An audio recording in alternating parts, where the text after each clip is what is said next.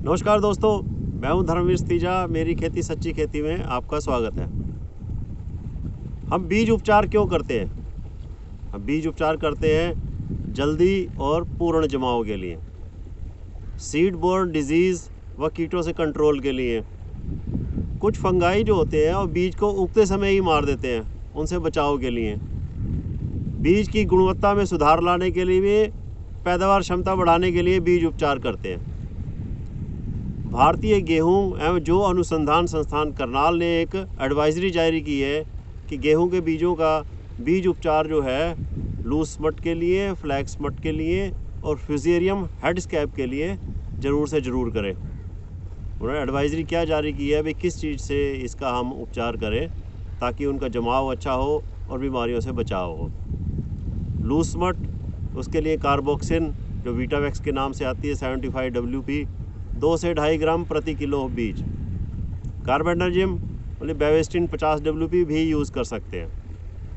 एक और बात उन्होंने कही है, या ट्राइकोडर्मा विरिडी 4 ग्राम प्रति किलो बीज की दर से उपयोग करें। ट्राइकोडर्मा विरिडी से बीज उपचार करने से अंकुरण अच्छा होता है तथा बाद की अवस्थाओं में रोगों से बचने की क्षमता भी बढ़ जाती है। इस बात को नोट करें।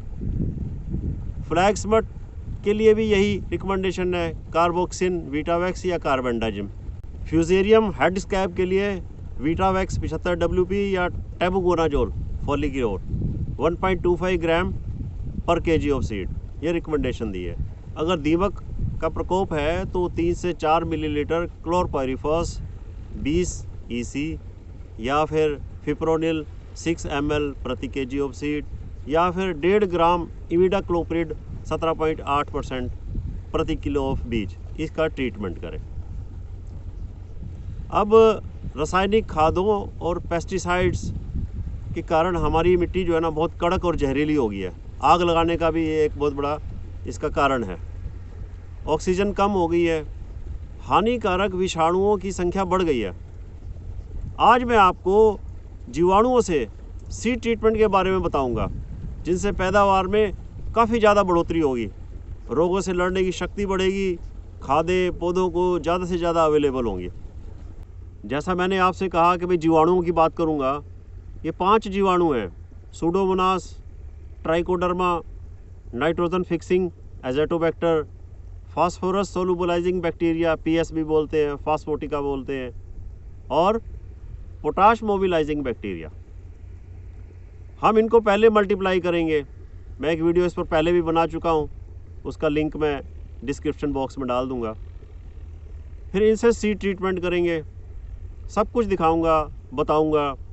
खर्चा जो है 10 से लेकर 20 रुपये प्रति एकड़ हो सकता है, कम भी हो सकता है। इन 5 जीवाणुओं को मल्टीप्लाई करके हम फसलों में पानी के साथ भी दे सकते हैं, इरिगेशन करते हुए। आज मैं आलू में पहली इरिगेशन कर रहा हूँ और उसके साथ ये 5 के 5 जीवाणु ऐड कर रहा हूँ। आलू बीज ट्रीटमेंट भी कर सकते हैं, फसलों पर स्प्रे भी कर सकते हैं। ये तो एक सच्चा सौदा है, सच्ची खेती है। आपसे गुजारिश है, पूरा देखें, पूरा समझें। इतना आसान और इतना फ्रूटफुल, इतना सस्ता समाधान मुझे भी पहले कभी नहीं मिला था। आज मैं आपके साथ अपना फार्मूला शेयर कर रहा हूँ। वीडियो को पूरा देखें और ज़रूर देखें और इम्प्लीमेंट भी करें। जैसा कि आपने सुना होगा कि हम DAP देते हैं, उसके अंदर फास्फोरस 46% होता है। उसका तीसरा हिस्सा ही पौधों को मिलता है, बाकी हिस्सा जो है ज़मीन में फिक्स हो जाता है। तो ये जो फास्फोटिका है, PSB है, इससे वो जो है वो घुलनशील हो जाता है। जो फिक्स हुआ पड़ा है, जो पौधों को अवेलेबल नहीं होता, वो अवेलेबल होना शुरू हो जाता है। अब बात करें अजेटोबैक्टर की, तो हमारे वातावरण में 78 से 79% तक नाइट्रोजन है, लेकिन पौधों को अवेलेबल नहीं है। ये जीवाणु जो है एक फैक्ट्री है नाइट्रोजन बनाने की। ये पौधों की जड़ों में गांठें बनाती हैं और वातावरण से नाइट्रोजन फिक्स करके पौधों को अवेलेबल करती है। अब बात आती है पोटाश की, पोटाश मोबिलाइजिंग बैक्टीरिया की। पोटाश जो है, जो KCl है, वो जो है ना 1 सेंटीमीटर इतना मूव कर सकता है अपने आप पानी के साथ घुल के।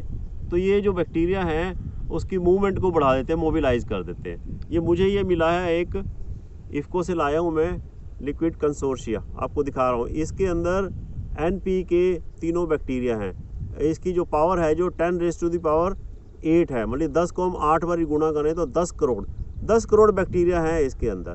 तो एक तो मैंने ये यूज़ किया है, आप देखें ध्यान से। एक फंगस है, जीवाणु है ट्राइकोडर्मा।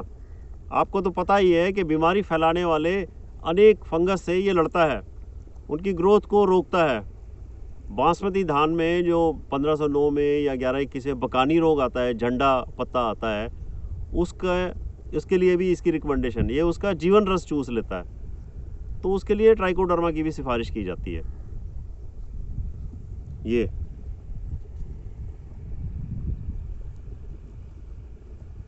ये है ट्राइकोडर्मा विरिडी 1.5% और गुणा में 10⁸, मतलब 10 करोड़ 15 करोड़ बैक्टीरिया हैं इसके अंदर। तो इसको भी हम, मान लो हमें 10 किलो करना है तो 150 ग्राम गुड़ के अंदर इसको घोल दें और 7 दिन के अंदर ये मल्टीप्लाई हो जाता है। तो ये अरबों खरबों जो है ना बैक्टीरिया तैयार हो जाते हैं। तो 1 एकड़ बीज के लिए हमें सिर्फ 500 ग्राम ही चाहिए होता है। 40 किलो बीज लगता है गेहूं में, तो 500 ग्राम ही हमें चाहिए होता है। तो जितनी हमारी रिक्वायरमेंट है उतना हम मल्टीप्लाई कर सकते हैं। और एक और बात मैं आपको बता दूं, ये जो ट्राइकोडर्मा है ये बीजों में अंकुरण को बहुत अच्छा करता है, फफूंद जनित रोगों से मुक्ति देता है, पौधों की वृद्धि अच्छी होती है। ट्राइकोडर्मा जो है ना अघुलनशील रॉक फास्फेट को घुलनशील बनाता है, जिंक मैग्नीशियम लोहा की सक्रियता को बढ़ाता है। बहुत वंडरफुल काम है इसके। अब एक और बैक्टीरिया, आखिरी बैक्टीरिया जो हमें ऐड करना है वो है सूडोमोनास। सूडोमोनास जो है ना बहुत ही बढ़िया काम करता है हमारे पौधों की बढ़वार के लिए, और जो सॉइल के अंदर, ज़मीन के अंदर जितने भी जीवाणु फैले हुए हैं उनको कंट्रोल करता है। तो ये पौधों की जड़ों में फैल जाता है, पौधों की बढ़वार में सहायक होता है, मिट्टी जनित बीमारियों से पौधों की रक्षा करता है, पौधों में इम्यूनिटी बढ़ाता है, इम्यूनिटी बूस्टर का काम करता है, और ज़मीन में जो पोषक तत्व पड़े हैं ये उनकी पौधों की अवेलेबिलिटी को बढ़ाता है।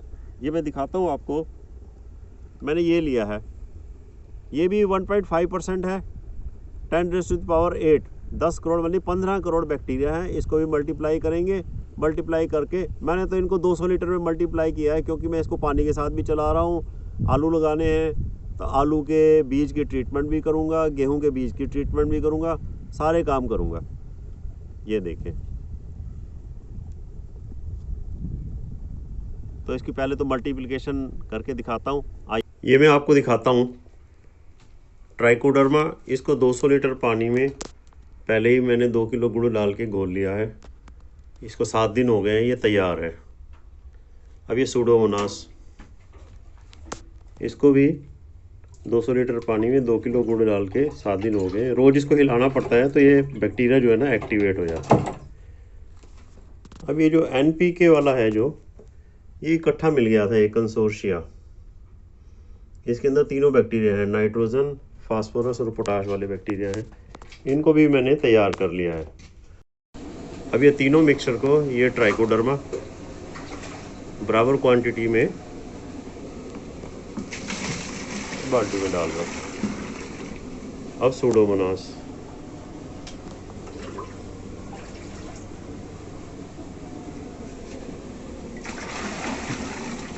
अब ये अज़ोटोबैक्टर, फास्फोटिका और पोटाश मोबिलाइजिंग बैक्टीरिया, ये भी इसमें मिला लेते हैं। घोल अलग अलग तैयार करना है, लेकिन इससे क्या होगा कि NPK वाले बैक्टीरिया अपना काम करेंगे, ट्राइकोडर्मा जो है बीमारियां नहीं लगने देगा, और सूडोमोनास जो सॉइल के अंदर जो भी उन सबको कंट्रोल करेगा, बढ़वार में हेल्प करेगा। तो ये मेरे को जो खर्चा है आपको मैंने बताया था, जैसे कि भाई टोटल 800 रुपये के तीनों ये आए थे। अब मैं इसके अंदर, ये मेरे 5 एकड़ आलू है, 5 एकड़ आलू में ये सारा का सारा यूज़ हो जाएगा, तो 100 रुपये एकड़ से ज़्यादा खर्चा नहीं आएगा। इसके साथ मैं कणक का सीड ट्रीटमेंट भी करूँगा, उसके बाद पोटैटो की सीड का ट्रीटमेंट भी करूँगा। मतलब कि ये तो फ़ायदा ही फ़ायदा है। ये इसको हम आलू के फसल में यूज़ कर रहे हैं, इरिगेशन के साथ दे रहे हैं। पहला पानी दे रहा हूँ आलू में, तो उसको ये इरिगेशन के साथ हम यूज़ कर रहे हैं। उधर भी यही चल रहा है। तो 2 जगह पर 2 ड्रम रखे हुए हैं, तो आलू में पहला पानी हम दे रहे हैं, तो उसमें यूज़ कर रहे हैं। अब ये जो जीवाणु हैं, पांचों के पांचों जीवाणु जो हैं हमने इस टैंकी में डाले हुए हैं। अब इससे हम, गुड़ तो इसके अंदर डाला हुआ है, इसको चिपकने के लिए वो हेल्प करता है। तो सिंपल सा काम है, सीधा सा काम है।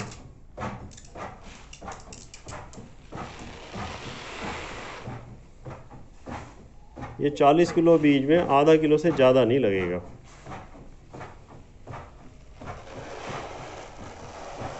आधा किलो 500-600 ग्राम सफिशिएंट है। ये हाथ से इसको मिक्स कर दिया है। अब इसको छाया में सूखने देंगे। 2-3 घंटे में इसको चिपक जाएगा, फिर हम इसको बिजाई के लिए यूज़ कर सकते हैं। ये आलू कुछ अंकुरित तो हो चुके हैं, लेकिन इसके ट्रीटमेंट अब मैं दिखाता हूँ आपको। हाथ वाले स्प्रे की नोजल में सारा मटेरियल, तीनों जीवाणु तीनों ड्रम में से बराबर हिस्सा ले लिया है। तो अब इसे ट्रीटमेंट कर रहे हैं। आजकल जैसे टेम्परेचर जो है 31 डिग्री है, तो धूप में भी कर सकते हैं, लेकिन गर्मियों में अगर हम बीज का ट्रीटमेंट करें तो छाया में करें और छाया में ही इसको सुखा लें।